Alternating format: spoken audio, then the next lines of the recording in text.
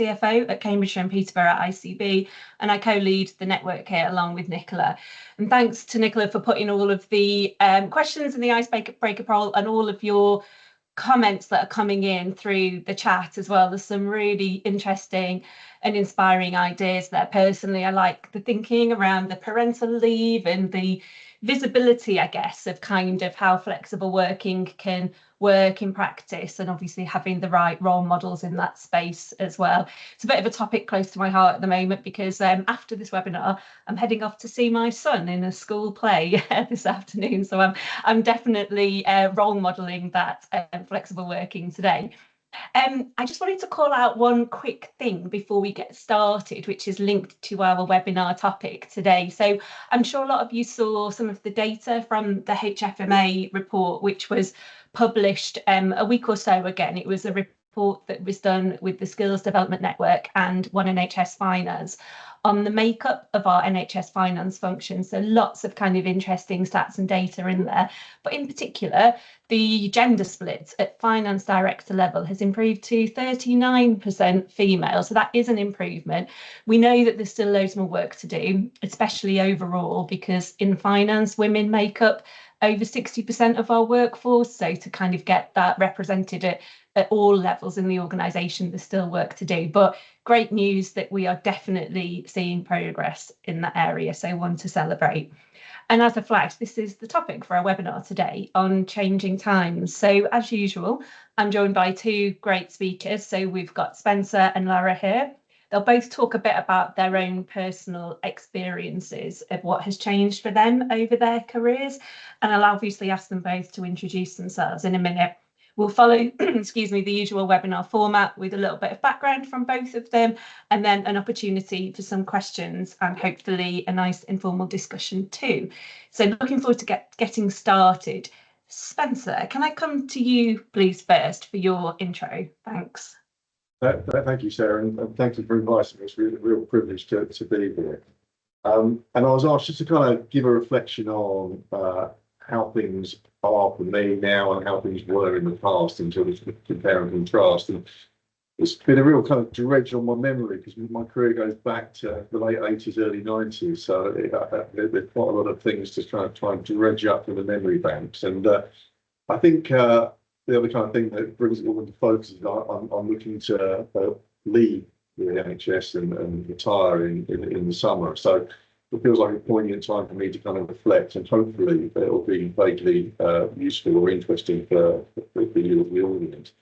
So I suppose we should start 1989-ish, I think. I was on the regional graduate scheme, and that gives you an opportunity to play around the various functions within finance, pretty much as it happens now. And I got posted down into what was then a district health authority, a bit like an ICB, I suppose. And that was down in Kent, based in Canterbury. And one of the kind of things that was apparent to me, I guess even then, but certainly looking back now, was the treasurer, the deputy treasurer, the payroll manager, the payments manager, anyone with manager in their title was a man. And the vast majority of staff working there were females. And I suppose that kind of gender imbalance was absolutely, in retrospect, very much there. And certainly in terms of CFOs or directors of finance or whatever, the leaders within the finance fraternity across the whole system, across the whole patch, they're all men. I mean, I stood in a few times and I don't recall any female people, any female CFOs working at that time. And then I suppose over the following sort of 10 years, once I've qualified, I've done a number of jobs, various elements of finance, and about 10-year period working at senior finance level. I always worked for men. All my bosses were men, and there was a fairly macho, male-dominated culture in the organisation I worked in. And I suppose a lot of the the culture of the time is still had social clubs on hospital sites, people still went for cigarette breaks and all that sort of thing. So it was very much a kind of a male-dominated culture. And I think that didn't really change for me. My first FD role around 2001, 2002, something like that. So I've been doing this a little while. And on the board, thinking back, I think we had the chief nurse was a woman. All the other execs were men. And I think there was a couple of non-exec directors in the room as well. So that was kind of how it was. Not necessarily a positive environment at all, but that pretty much was part of the course before out to other organisations that I was aware of. Now, I suppose for me, that kind of changed in my second CFO role. I went to work in a mental health trust, and I had a female chief exec, and on the board there was a female chief medical officer, female chief nurse, female crew, and the men on the board were finance, estates and facilities, and HR. So that's quite unusual, but I think a very different culture in that organisation, and it's pretty chicken and egg about which guy's which, but certainly much more of a focus on communication, staff well-being, those sorts of things, from the environment I come from, which was very much an acute organisation with all of that kind of macho environment associated with it. And then I think I then went on to work in another bigger acute trust and a bigger still acute trust, and then went to work at NHS Improvements for merger with NHS England. And in all of those roles, I worked with female chief execs. And to be honest, until I kind of now sort of thinking back, I never really thought about it at the time. It was just that was the makeup of it, and those are the people that I was working with. And I think that for all of them, been fantastic bosses for me. And I think that whole approach to flexible working, about impulsive behaviour, about communication teams, that sort of thing, was absolutely the way they worked, and I absolutely benefited from that. And I think having opportunity to compare and contrast the two different styles and two different leadership approaches, certainly would vote for the softer, more inclusive style as opposed to the table thumping, Thatcher said. And then I suppose I think the latter part of my career, so I've been where I am now, the Richmond Greenwich, which is an acute trust, a couple of DGHs, turn about 900 million, something like that in London. We have been through a interesting time, as most organisations have, but as I've become older and more experienced, I've managed to work through an approach with my organisation when I've become part-time. So about 2 years ago, went down to 4.5 days a week, and then about a year ago went down to 4 days a week. So that was really empowering for me, game changer in terms of what I was able to do in the spare time, long weekends away, and all that sort of thing. The downside, and I'm sure we'll get some questions on it, is that you do need a strong team to delegate to, because there are still things that need to be done and things need to be signed and authorised and all that. So it's important that you've got a support mechanism and a team to delegate to that approach. And also, I think there's the downside that comes with that is people don't necessarily treat you any differently. So when I come in from being off for a couple of days, the inbox is pretty chocked up. So there's something about how you manage that and manage your time so that you can have that ability to work in that flexible way. But I'm a big proponent of it, and I think it's been great for me. Which is what Sarah was saying about sports day. I've always gone to sports days and plays and that sort of thing for my kids, and I've always managed to work in organisations that have facilitated that, and I absolutely think that's the right approach. And I do think that over time, as we get into sort of the middle of this decade, I do think that we will end up more than likely times. Although some of the stuff I read from Manchester England might suggest otherwise, but I'm sure that that's only temporary and that will pass. So I'm going to stop there, Sarah. Happy to take questions, of course. I don't want to use all the time ranting about or reminiscing, but I'm happy to help in I can. Thank you, Spencer. Yeah, definitely not ranting. I think, yeah, some really interesting reflections there on kind of style and leadership, etc., and kind of the approaches over the time. I think it would be great to get into some of the themes on kind of how you make your current working patterns sort of operate successfully. Let's pick that up when we get into the discussion. But first of all, can I ask Laragh to do a little bit of an introduction by way of kind of a start, and then we'll get into some of the questions. Thank you. Sure.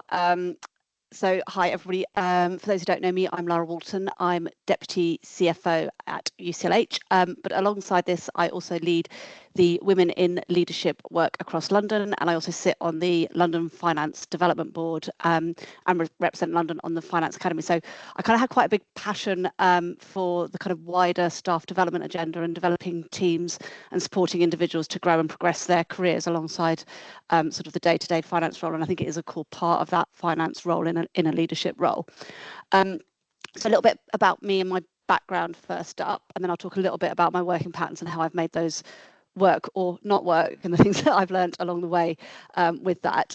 So by way of background, my background is an NHS through and through. So I joined the NHS in 2013, but I worked with it for some time before that. So I trained at Deloitte in audit, but not in the public sector.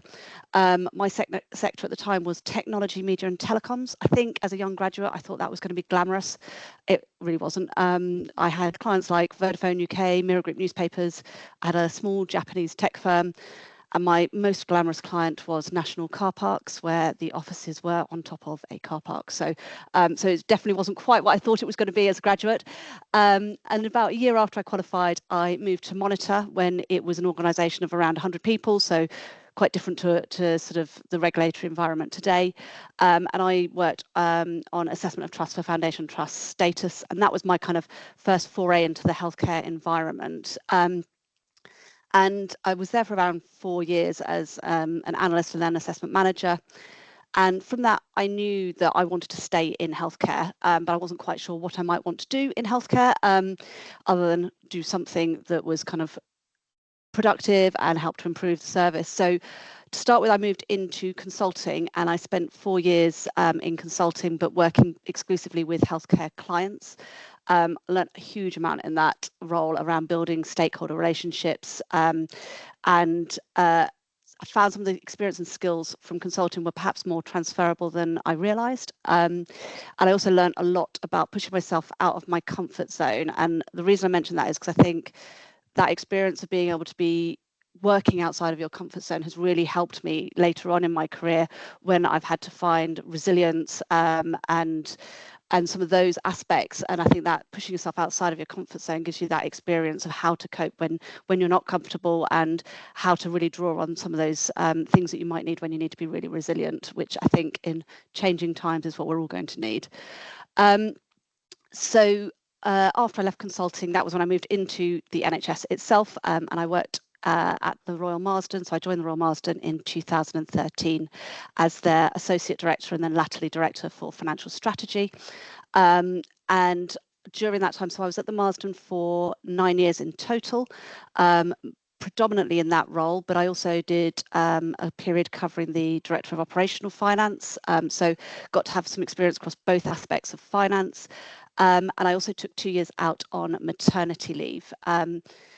And after 9 years at the Marsden, I decided it was the right time to do something different, and so moved on to my current role at UCLH.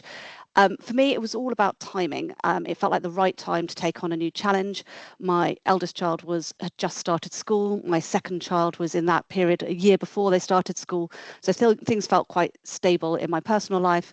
And so I thought it was time to give a new role the focus that it needs. And I think perhaps that's something that I thought about a lot more than perhaps some of my male colleagues think about when they're taking on a new challenge is, do I have the time to do this? Have I got the ability and headspace to do this? A new role requires building new relationships, getting to know a new organisation, meeting and then building and strengthening a new team and learning how to work with those. So there's lots of things that come with it. And I think perhaps I've certainly thought a lot about that before I took on any new challenges. And one of the things I've come to realise, despite my constant pushing for through my women in leadership work for greater representation at senior levels, is that it is important to do it at the time that's right for you. There's not going to be a perfect time, and there's never going to be a perfect time, and I can definitely testify to that. But having the support around you and doing it at a time that's right for you, I think, is really, really important. a bit of a potted history. But I've realised, and it's as Spencer was saying this earlier just now, that I realised I've never actually had a female line manager. I've worked with lots of brilliant, strong women, but I have never actually directly been managed by a woman in my career to date. And that was just a bit of an interesting reflection. In terms of my kind of how I make my life work and my working patterns, I say I learned a lot in each role, and different things in each role. When I decided I didn't want to stay in professional services, one of the reasons for that was I looked around at the leadership at the time, and that didn't reflect what I wanted in my life. There weren't many women in leadership roles or as partners. I can think of one woman in the team, and she didn't have children or childcare responsibilities. But it wasn't just about having a family. For me, there was a lot about the culture and the environment, and those really important aspects for my working life. I couldn't see a way to make that fit around my other commitments on a consistent basis. So at the time, I was a competitive rower, and I wanted to be able to make things work. This was pre-family and things, but I wanted to be able to make things work around other commitments, and I couldn't see how to do that. At Marsden, I really enjoyed my time there. I learned a lot. I spent a long time there with a brilliant team. As I say, I had 2 maternity leaves whilst I was there, and each time I came back, it did feel quite daunting, quite kind of, I know people have said this before, but your confidence does take a little bit of a knock on that sort of couple of months when you first come back after a year out. And when I came back from my second child, I decided that I wanted to move to 4 days a week. And that was because I wanted to have a day a week with my children whilst they were young and at nursery. And at the time, so we're talking 5 years ago now, there were a few people in the team, but not that many who worked part-time. Largely, it did work well for me, as I was able to have that time that I wanted with my children, but it wasn't without challenges. It was a very full-on job, as most senior roles in the NHS, well, most roles in the NHS are. And on reflection, I didn't stop and say, what am I no longer going to do because I'm doing 20% less hours or less days? So I often found myself working 1.2 over evenings and weekends and being paid for 0.8. And I think for me, these arrangements only really work if you're honest with yourself and honest with others over what is realistic. I still expected myself to do the same full-time job, just in less days, and that really doesn't work. And I think the other thing is, it was only 5 years ago, but there were still then, and I think there still are now, people who don't recognise or accept flexible working. A small comment like, oh, I forgot you only work part-time, can do a huge amount of damage to your confidence, perceptions. And I think, those kind of comments are the things that we need to get over when we're talking about flexible working, because, not working 1 day a week isn't going to stop the world from working. It's not going to stop the finance function from working. And as Spencer said, being able to delegate and use the team around you makes these things work. So, so those kind of comments, I think, are incredibly unhelpful and, to be honest, quite old-fashioned in their attitude. I think the other thing I've realised is boundaries are really, really important, and being able to set those boundaries. It's something I've had to strengthen and be consistent with. When I moved to UCLH, I decided that I wanted to be full-time, not do the 4 day a week, because of various reasons, that the things that didn't work about it for me, but I still wanted to have time with my children. And so I now do a compressed hours arrangement. So I work 9 days in a fortnight. So on the 9 days that I do work, I work slightly longer hours, and then I have every other Monday off, which enables me to pick up my children from school. It enables me to do some life admin outside of work. So some of the day-to-day things that we all need to do to get washing and shopping and whatever else it might be. But also, as I say, it gives me that time to pick up my kids from school so that I'm there in the playground just every so often, so that I'm aware of what's going on in their lives. And what I do is I made it work around me. So I usually stop work around 5:30, do some things with my children, and then pick up in the evenings. And that's how I make the compressed hours work. I realise I've talked quite a lot, so apologies. But final thing that Nicola asked me to speak about was some of the challenges I've had in my own personal life as well. So I have my own immediate family, as I've referenced, but quite early on in my time at UCLH, I also became legal guardian for 2 teenagers. At the time, they were early teenagers, because my sister, their mum, passed away, and then their father also passed away not long afterwards. That threw in a whole new world of challenges for me, including trying to find balance, learning about teenagers at a lot earlier stage than I thought I would. But for me, and from a work perspective, it really brought into focus both those boundaries, but knowing your own limits, recognizing you can't always do absolutely everything, and that's okay. And for me, that meant I had to stop doing some things for a period of time, and then build those things back into my life. But I think the other thing it made me realize is using the network and support of people around you, being able to delegate and trust your team, and being able to recognizing it's okay not to know everything and not to have all the answers, but knowing that there's always someone you can go to ask for help, or to ask and to find out the answers. These jobs require resilience, I think, and I think one of the things that I've learned is the things that you need to do to build up that resilience around boundary setting, around giving yourself headspace, they become really, really important. Right, I think I probably talked enough, so I hope that was helpful. I think, you know, we're in a much stronger place than we were, but there's still lots of challenges, a long way to go. Thank you, Lara. What a remarkable story, and thanks, Spencer, as well, for your very full introduction. I've got so many questions that are sort of whirring about in my brain, and I'm sure the network will want to ask some questions as well. I do want to come back to what you've just said about resilience, Lara, and also network, and we can get your views on that in a little while. But it's just a few people in the chat have also said that they've never been managed by a woman, or that it's more common to have had a female CEO than a female CFO in their experience, which is also quite useful. But I'm wondering if subconsciously that's what's made you so active, Lara, in the Women in Leadership Network, because whilst you had realised this before, you somehow were aware, or it's on your mind, that you'd never reported into a woman. But anyway, and that aside, let's go back into what you were both saying around the flexible working patterns. I do want to explore that in a little bit more detail, particularly around how have attitudes changed over the years towards flexible working. And if Spencer, if we can go back to you, because I think you're a bit of an outlier, and I mean that in a nice way. Not many male CFOs work the working have the working pattern that you have. So I'm intrigued as to how that was received, and what kind of feedback you had, if you came up against any negativity. And also if you can explore a little bit about how you made that work.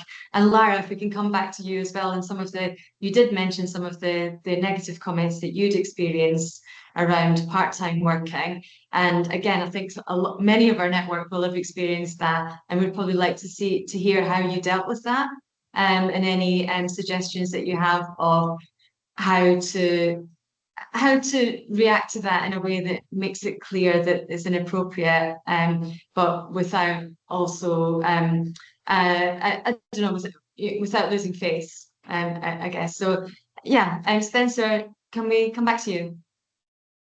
Yeah, thank you. And I suppose I mean I've always been quite lucky in general, but certainly with the people that I've worked with, and the kind of notion of flexible working has been okay.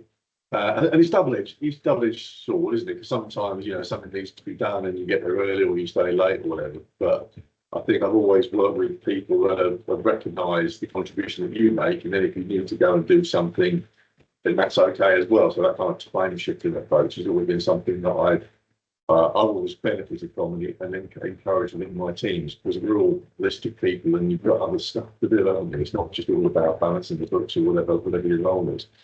And then to your kind of how's it worked in practice? So I kind of broached the idea of especially retirement, to be frank, start with, and then it was, well, what about if you just did a bit less? And so it almost kind of a negotiated arrangement in terms of with the organisation about me not spending as much time as I used to. within the organisation. And being at the stage of my career, you kind of are able to use a bit of leverage, I suppose, if I'm honest, to get the sort of arrangement that you want. So that's how I managed to get it. I think, to be honest, though, the organisation here probably would have gone with it anyway if they thought that was a way that they could get me to function better, to get them more mileage out of my contribution. So I think that would have happened anyway. And then what's it like for the organisation? Well, how do they treat me? I mean, I don't perceive it to be a particular issue. As I've said, I'm delegating probably unfairly to lots of people. There are times where, because you're not at work on a certain day, you're not in a conversation about something, and therefore you're reliant on that interface between yourself and the delegate to make sure that comms, that communication stays in place. Because there is a real risk that they'll be, oh, Spencer said it was all right when he talked about it, or vice versa. So there is that risk of two ends playing. So that has been a bit of an issue, but not really. And I think with the advent of comms and Teams and emails, you can always get to things pretty quickly if you need to. But I do find it fine, to be honest. There is that catch-up issue that I talked about before. There is the potential risk of things falling between the cracks. So you do have to work a little bit at sort of making sure that the joins are visible where you possibly can. But I found it personally entirely manageable. You do need to kind of put a bit more work into the planning of the time that you have got, and make sure that you tick the boxes you need to tick. But I think within the organisation, I mean, people are saying, "Oh, well, making wrong with the comments about my working patterns." I don't hear it. To be honest, I probably wouldn't worry too much anyway. But I don't think that's going to happen. And I would absolutely advocate it. But I do recognise what Lara says. As when you're stepping into a new role, if there's forming those relationships does take time, especially at the start of a role in an organisation. But once you've got your feet under the table, once you kind of know who to talk to about this, then I do think it becomes much more feasible for people to do that. Sorry. Would you have been able to work in this way, in this flexible working pattern, when you were earlier on in your career, or is it only because you really know what you're doing now? You're very experienced CFO, you've recruited, trained, developed a strong team who you're comfortable with that delegation. Could that have worked sooner for you, and what would have had to change to make that work? Yeah, I mean, I think times have changed. So I think if I were, you're talking about a time where you didn't have video conferencing and telephone conferencing as a challenge. So, but if you park that kind of that historical bit, I think so. I think it's the same thing really. I mean, if you're in a role that you understand how it works, you form relationships, you understand what your priorities are, how much time you need to allocate to those, understand the dynamics of the team, who can delegate, who can pick up, who can't. And to be honest, I think a lot of team members do look for opportunities to kind of have a go at something without necessarily taking on the full responsibility of it. So being able to do that, I think it can be a win-win. So no, I don't think you just need to be someone that's with my vintage, having done this role for a long time to work in this way. You probably do need to understand the organisation, understand the people in the organisation, understand how things work before you do that. So whether you could do it going in straight away, I don't know, possibly, but I don't know. But certainly once you've been around the cycle once or twice, I wouldn't have thought you need to be particularly experienced or particularly senior to be able to pull that up. I wouldn't think. Thank you. That's great. And coming back to you, Lara, I think I initially posed a question around how do you handle those negative comments or sort of spiky comments around flexible working? And also quite a few people have mentioned in the chat, and I'm not sure if you've had the chance to catch up with that, around the guilt that one can feel and having to log on later. I don't know if you can identify with that amongst all your responsibilities. Yeah, to the comments, I wish I could say at the time when people made comments like that I called it out and said, you know, that's not okay and you can't make, you know, it's not appropriate. Unfortunately, I didn't. I think I was quite taken aback by the comment when I remember the moment distinctly because there's been a couple of them, but one of them really stuck with me. And I think I was so taken aback that I actually made excuses for myself and my working pattern, which is utterly ridiculous and totally the wrong thing to do. So don't do that. And the reality is I should have called it out and I should have said, you know, I work my agreed working hours and more. And actually, the reality is we make meetings work around the people who need to be in the meeting to have the desired outcome for that meeting. And that means making it work around other people's diary commitments if they've got other meetings in the diary, or making it work around their working patterns. And that, you know, it is as simple as that. So, you know, when people make comments, I think it is really important we have the confidence to call them out, because that's when working flexibly and different hours and different working arrangements work, is because we all respect it and we all make it work around one another. I've got a number of people in my team now who do compressed hours as well, and we all have slightly different working patterns with those compressed hours, and it's about respecting that time, respecting their working pattern to make things work. And you do have to consider them when you're looking at compressed hours or any other flexible working. Think about how it works amongst the team as well, so that you can say, well, actually, will it work around the business, and actually can we tweak things here and there to make it work for everybody involved. And to the kind of guilt comments in the chat, I've seen some of them, I totally identify with that. And I think I probably put myself, particularly when I first started here at UCLH for the first couple of years, I put myself under a lot of pressure to demonstrate that I was doing the job despite my working pattern. And actually, it's the wrong approach. I didn't need to demonstrate that I was doing everything, because obviously I was doing everything, and actually putting yourself under that pressure actually makes it harder on yourself, and actually makes that guilt feeling worse. So I've become a lot more confident in realizing that I don't need to demonstrate that I'm working in the evening or that I'm doing, you know, I just need to actually make sure I'm getting the outputs that I need to deliver, and that I deliver on those. And I definitely think it's something that women feel more than men in terms of that, where the men I do know who have flexible working arrangements, I don't think they would identify with that guilt in the same way that women do, which is just more of an observational point, really. And the other thing I think I've realised is that delegation and using your team is a really good thing, both for you in terms of making it work, but also for your team. They want to develop, they want to grow, and actually by delegating things to them, that's an opportunity to support and develop their careers as well. So it's not about passing down, it's about thinking about how can you support them to develop and grow. So that those are the sort of things that I would reflect on with that pattern. Okay.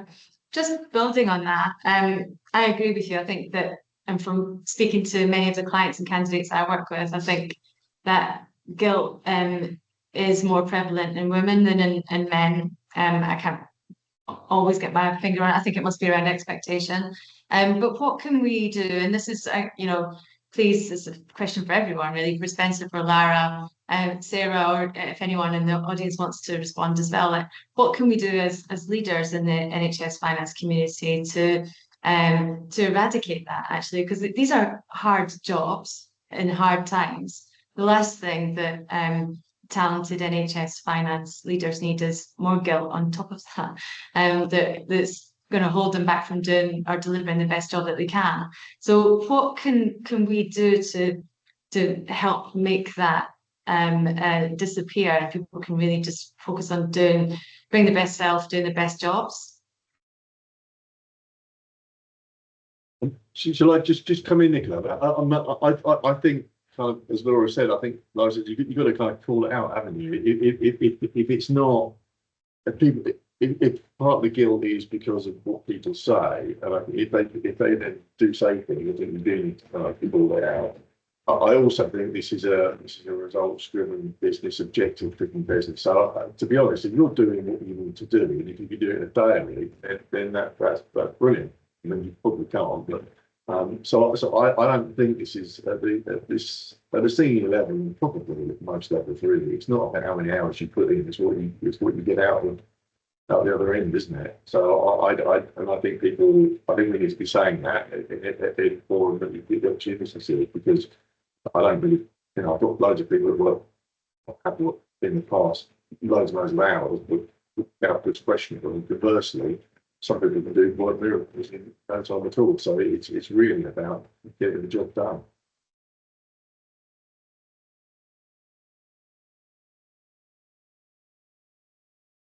Thanks.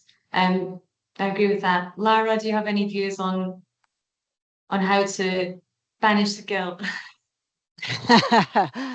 I think some of this comes back to being kind to ourselves, doesn't it? Not in a sort of twee way, but actually recognizing, as I say, you want to be the best you can be at each and every part of your life, and actually being kind to yourself and recognizing where there are limits, and sometimes one thing gives and sometimes something else has to give, and there's always compromises to make. And I think recognizing where you're making those compromises and saying, actually, that's okay for now, and next week the compromise will be something different. So sort of being a bit kinder to ourselves in that, and saying, actually, sometimes it's okay not to do everything, and sometimes we need to accept the compromises that we need to make.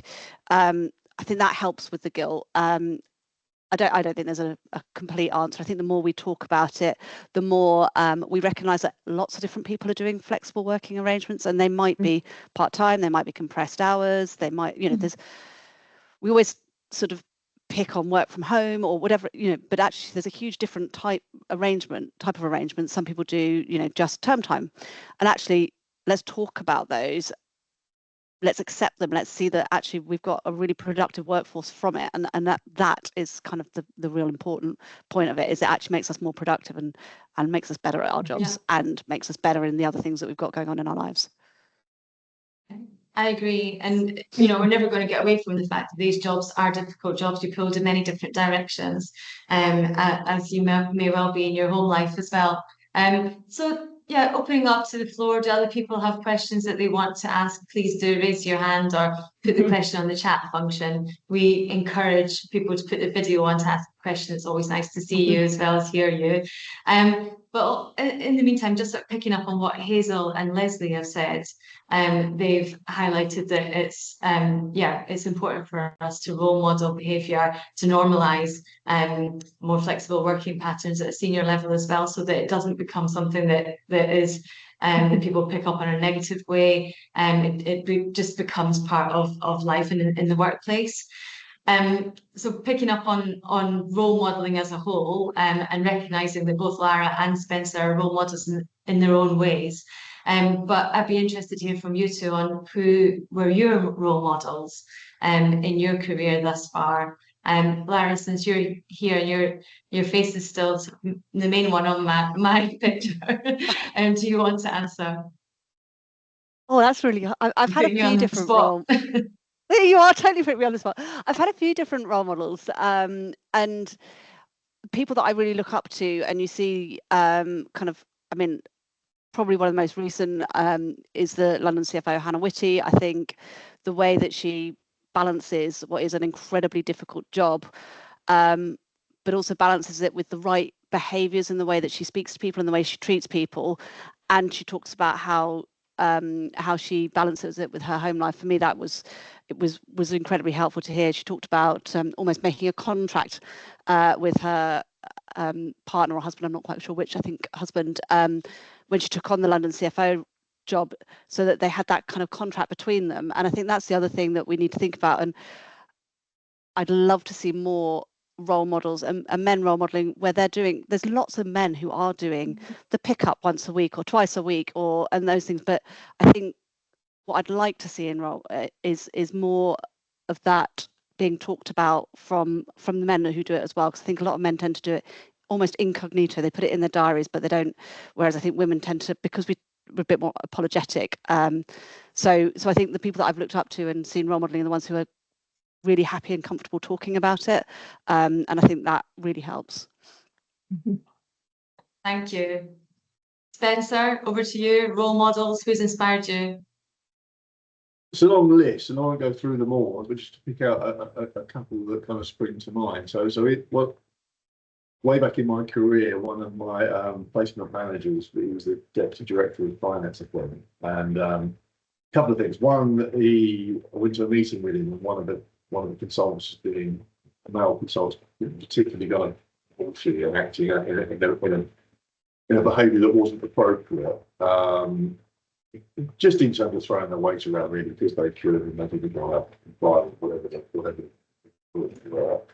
And he stood up to them and sort of put them back in their box, really. And that was kind of the first time I'd seen that. And that was I calling out bad behaviour and challenging it. And that was something that I impressed me. I guess shaped me a little bit, because it's important that you nip these things in the bud, even if it's a small thing. If you really keep quiet, you can't condone it, really. So that's him.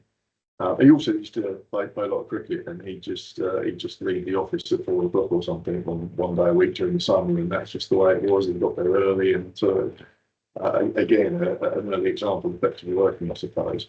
Then one of my female chief exec bosses, Dame Marianne Griffiths, I don't know if you've ever come across her, but she's a force of nature, and she also is a inspirational leader, worked in a way that one aspires to in terms of the way she handled people, the way that she managed her time, managed the organisation. I think I can't think of one thing in particular other than she was just would bring everybody along with her somehow. These charismatic, inspirational leaders do.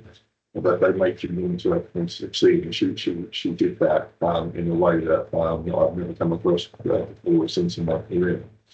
And then my last female boss was someone called Elizabeth O'Mahony. I don't know what happened to her. She was... Thank you. She does sound fantastic. They're a real force of nature, and great to work for someone like that.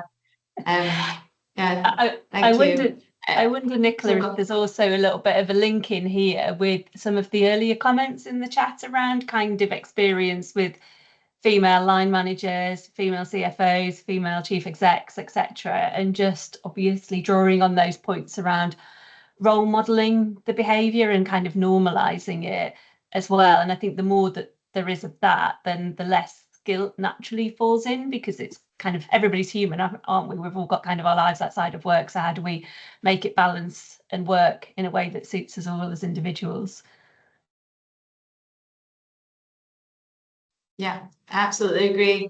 I think we've got time for a couple more questions. I've got a few that lined up actually, that and coming back to something that Laragh picked on earlier, we can delve into it in a bit more depth. We spoke about these jobs being, these roles, senior roles in NHS finance, being quite lonely roles, very tough roles. You need a support network. It's absolutely crucial. So I'm quite keen to hear from Spencer as you're about to start your retirement and enjoy your time without work. Looking back on who's been influential in your support network, who could you not have done this without, and what advice would you give to the younger Spencer? Yeah, it's a long list, and as you kind of say, Nicola, these jobs can be difficult. Well, they're always difficult, but they can be particularly difficult. Other various cycles and situations that you find yourself in. And I made a habit of calling on colleagues, usually people that I've previously worked with and respected, and asked them for kind of help and advice and tips, to be honest. Things like HFMA, things like networking, professional network, really, really helpful, because there's usually someone that's seen your problem before, or a version of it, and can give you a perspective. Because quite often when you're in it yourself, when you're in the mire, it's really hard to think objectively. You tend to be kind of caught up in all sorts of emotional turmoil. Being able to turn to someone that you respect and trust to say, this is happening, what do you think? Problem, share problem of heart, etc. But they are usually able to kind of give you sensible advice and support. So I've got a long list of people that I've talked to over the years and friended and become allies with, I suppose, and we help each other when the need arises. And sometimes it doesn't arise for a long time, but it's really helpful, because you're suffering alone or often within your organisation, the people that you want to talk to might be part of the problem as well. So I think as you go through your career, do nurture those relationships, and also avail yourself of the opportunities for networking, because it's not just about influencing the next career move. It's really also about protecting your own mental health and making sure that you've got people that you can ask help for, because you're going to need it. You can't work for 35 years without a ring thing. That's just not the way the world works. Thank you. And Laragh, do you have anything to add around your network? You did mention it a bit around how that supported you, and yeah, I guess made you stronger and added to your resilience. Yeah, I think particularly that peer-to-peer support is really invaluable. The number of times I used to sit in my shared office at the Marsden with Carrie and just toss an idea around that we weren't quite sure, both directions actually. We'd both have something where you just didn't quite know what the right approach was. You want to test something out, but testing it in a safe space and with a safe, and having a few people that you can call on for that. And I've definitely got that. And some of that is peer-to-peer. Sometimes it's helpful to have someone more senior. So I've got a couple of people who, I used to work for that I don't work for anymore, that I can also draw on if I want that kind of more senior experience.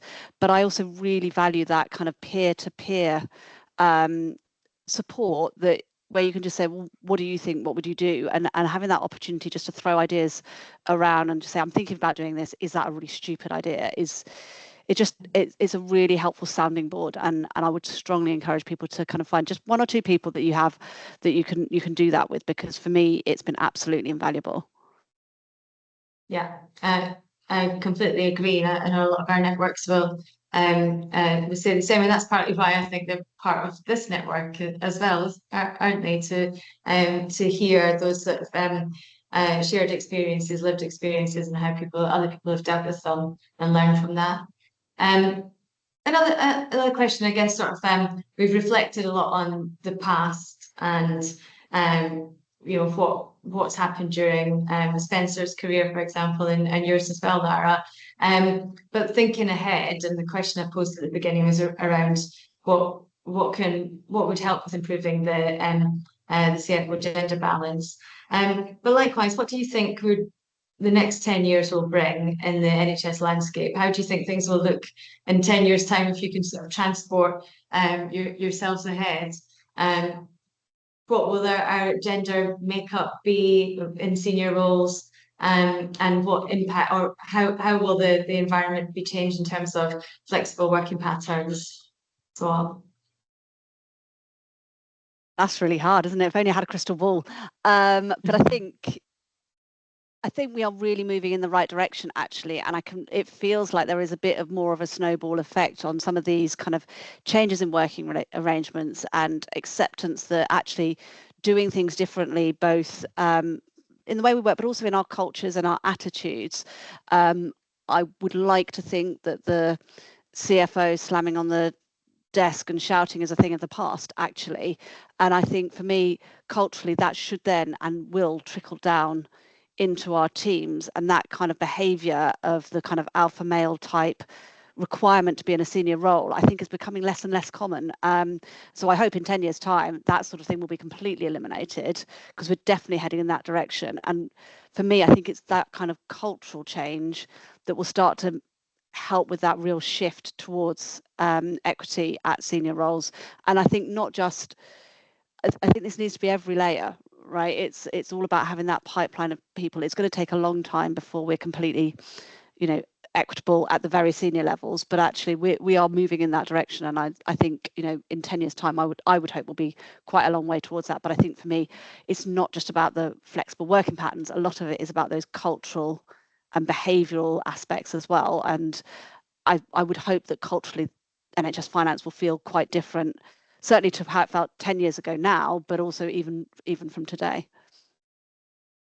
I agree with that, Nicola. I think the trend line, I suspect, will continue, and I think there will be a shifting and normalising of the gender balance. I think over the next 10 years or so. I mean, I guess my concern would be the next couple of years, to be honest, and the bruising that will come with the financial crunch that the next got. And I suppose the message or the takeaway thought would be we need to go and do this collectively and together and help each other, because it's going to be really, really tricky, I think. I think we'll get there, but I suspect it's going to be a little bit bumpy for the next year or two. It would be my crystal ball gazing.